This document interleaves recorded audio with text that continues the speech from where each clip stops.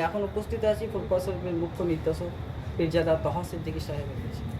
তো ওনাকে জিজ্ঞাসা করব, এখনও পর্যন্ত আমরা ভিজিট করেছি ফুরফুরা শরীফ 3 দিন 4 দিন আগে থেকে ভিজিট করছি, তেমন কিছু কাজ আমরা দেখতে পাইনি।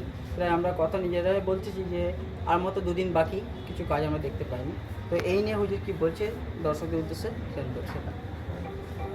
সর্বপ্রথমে ভারতের দ্বিতীয় মুসলিম তীর্থভূমি ফুরফুরা দরবার শরীফ মুজাদ্দিদিয়া ওয়ানাথ ফাউন্ডেশনের তরফ থেকে জাতি ধর্ম বর্ণ নির্বিশেষে পবিত্র রমজান এবং আগামীকাল থেকে ঐতিহাসিক ঈশ্বরের সবে সকলকে প্রীতি শুভেচ্ছা সহ মোবারকবাদ জানাচ্ছি।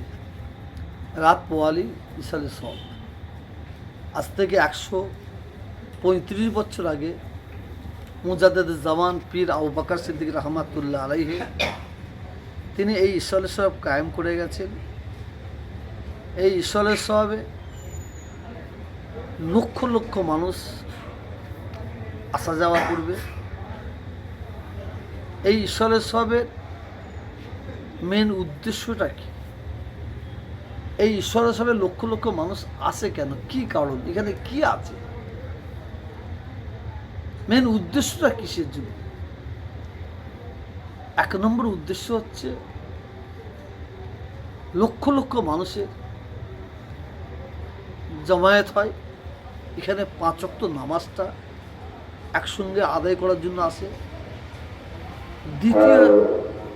দ্বিতীয় হচ্ছে মাগরিবের নামাজের পরে আধ্যাত্মিক অর্থাৎ জিকির আজকার করা হয়। ঈশান নামাজের পরে ভারতবর্ষের বিভিন্ন বক্তা তারা দিন সম্পর্কে, ইসলাম সম্পর্কে, কোরআন হাদিসের আলোচনা করেন, সম্প্রীতির আলোচনা করেন। তৃতীয় হচ্ছে মুজাদ্দেদ জামান পীর আবু বকর সিদ্দিক রহমাতুল্লাহ আলাইহি তাঁর মাজার জিয়ারত করেন, তাঁর 5 আওলাদের মাজার জিয়ারত করেন। এই ফুরফুরা শরীফে অগণিত গঞ্জে সোহাদা হুজুরদের মাজার আছে, শহীদান হুজুরদের মাজার আছে, জিয়ারত করেন। বড় বড় আল্লাহর মাহবুব বান্দাদের মাজার জিয়ারত করেন, বড় বড় আল্লাহর ওলিদের মাজার জিয়ারত করেন, বড় বড় আলেম ওলামা তাঁর মাজার জিয়ারত করেন। সেই উদ্দেশ্য নিয়ে ফুরফুরা শরীফ আসা এবং আখেরে মোনাজাত করে তারা বাড়ি ফিরেন।